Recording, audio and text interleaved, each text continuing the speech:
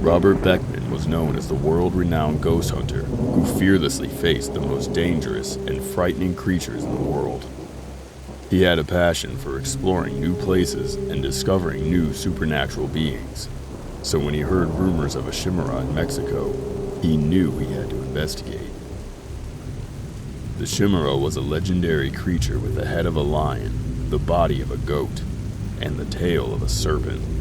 It was said to breathe fire and cause chaos wherever it went, and Robert was determined to capture it and prove its existence. He arrived in Mexico and spent days researching and gathering information from locals who claimed to have seen the creature. Finally, after weeks of preparation, he set out on a mission to find the chimera. The first few days were uneventful, but on the third night, Robert heard a low growling noise in the distance. He followed the sound through the dense forest, his heart racing with excitement and fear. As he approached a clearing, he saw a creature standing in the center, staring right at him with its piercing red eyes. The chimera was even more terrifying than he had imagined, with razor-sharp teeth and claws that glinted in the moonlight. Robert knew he was facing a fierce predator, but he refused to back down. He slowly took out his camera, hoping to capture evidence of the creature's existence. The chimera let out a deafening roar and lunged at him, but Robert was quick to dodge the attack. He scrambled to his feet and ran, with the chimera hot on his heels. As he ran, Robert realized he had made a fatal mistake. He had underestimated the speed and agility of the chimera, and now he was in grave danger. He heard the creature breathing down his neck and felt its hot breath on his back. He knew he had to think quickly if he wanted to survive. Robert turned and aimed his flashlight at the chimera's face. The creature recoiled, blinded by the bright light. Robert took advantage of the moment and ran in the opposite direction. He ran as fast as he could, but he could hear the chimera chasing him. He knew he had to find a way to stop the beast before it caught up with him. Finally, after what felt like hours, Robert saw an ancient Mayan ruin ahead. He ran towards it and climbed up, turning to face the chimera as it approached.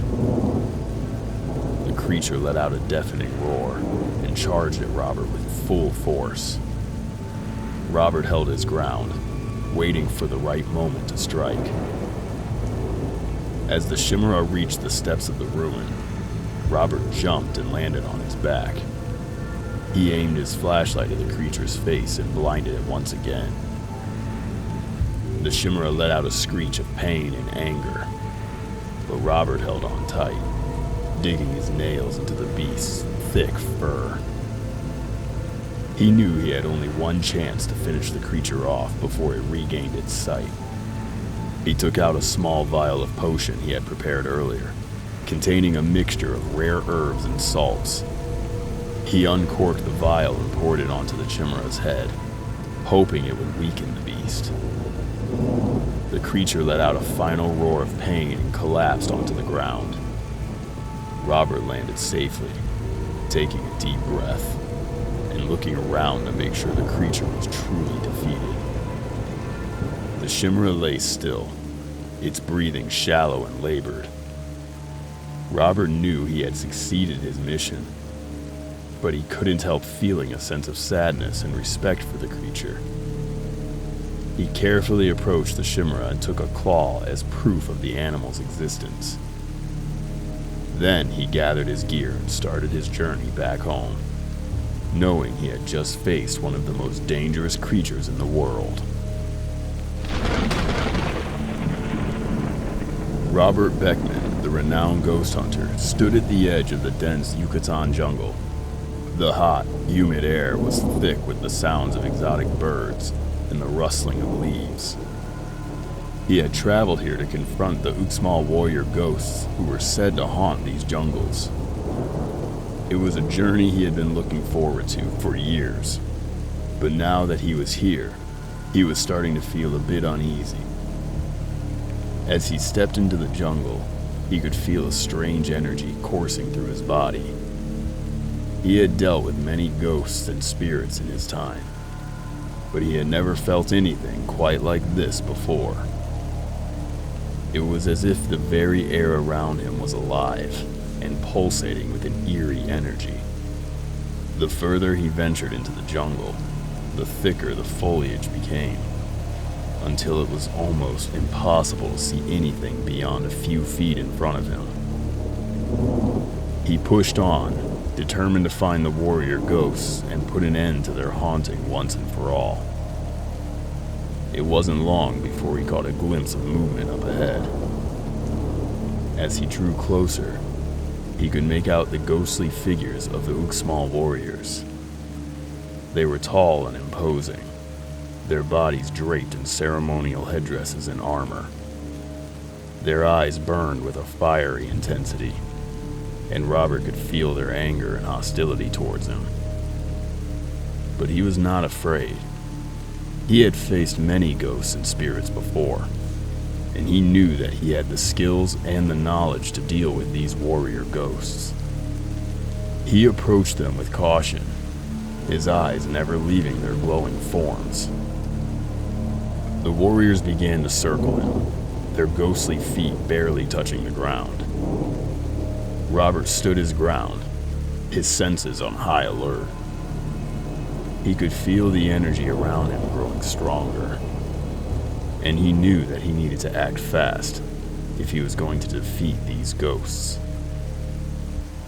He took a deep breath and began to recite an incantation that he had learned from an ancient text.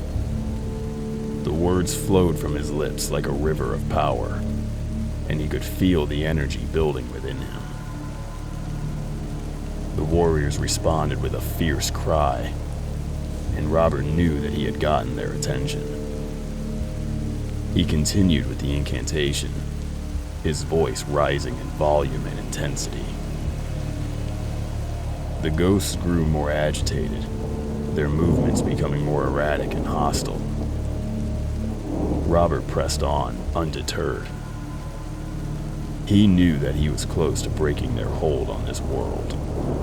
He continued the incantation, his voice growing louder and stronger until it filled the entire jungle with its power. And then, just as suddenly as they had appeared, the Uxmal warrior ghosts began to fade away. Their ghostly forms dissipated into the air, and their fiery eyes slowly winked out of existence. Robert had succeeded in banishing them from this world.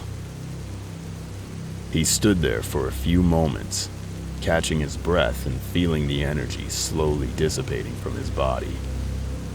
He had done it. He had defeated the warrior ghosts and banished them from this world. But as he turned to leave, he heard a low, menacing growl coming from the darkness. He stopped in his tracks, his heart racing with fear. The jungle around him had grown quiet, and he could feel the energy building once again. And then, out of the darkness, a figure emerged. It was the ghost of an ancient shaman, and his eyes burned with a fierce intensity. Robert knew that this ghost was more powerful than the warrior ghosts he had just banished. He took a step back, ready to defend himself against this new threat. But as he did, he felt a sharp pain in his chest. He looked down and saw a ghostly hand reaching out from within him, its fingers clawing at his heart. Robert screamed in agony. But it was just a memory left by the jungle warriors, and the chilling nightmare passed. Robert headed back triumphant to the village.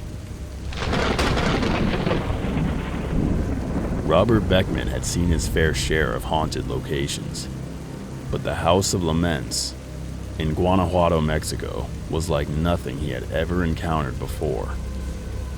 From the moment he stepped inside, he knew that this was not going to be an easy investigation. The house had a dark history.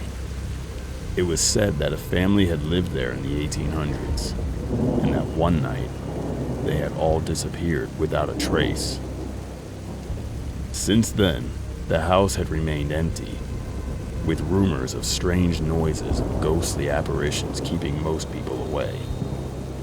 Robert had come to the house with his team, determined to uncover the truth behind the stories. As they set up their equipment, he could feel the hairs on the back of his neck standing up.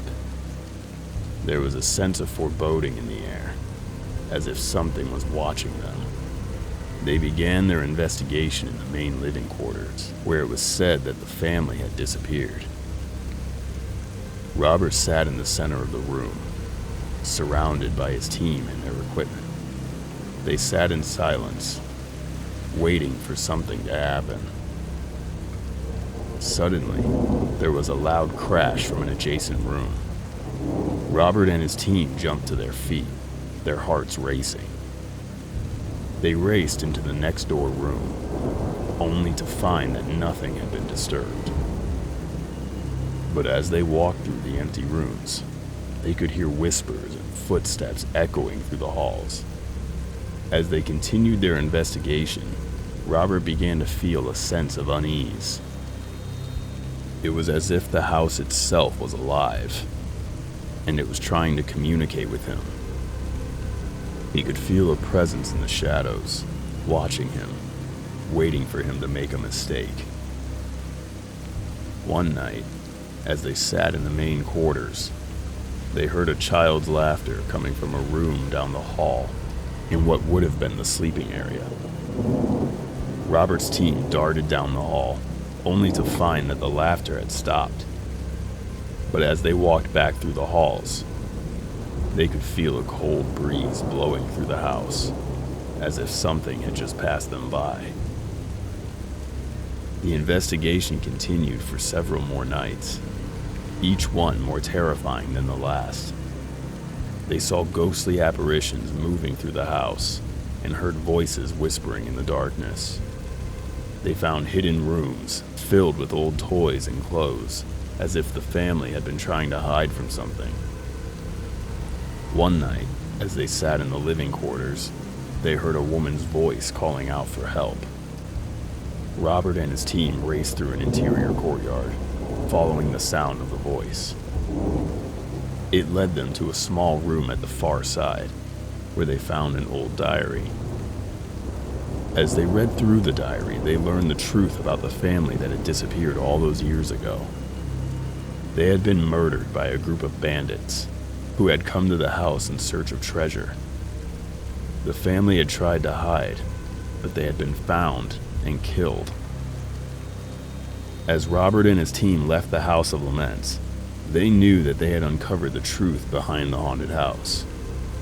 But they also knew that the ghosts of the family still haunted the house, unable to find peace until their killers had been brought to justice. The House of Laments would remain a haunted place, a reminder of the past and the atrocities that had been committed there. But Robert and his team had done their part, and they knew that they had brought some closure to the spirits that still wandered the halls.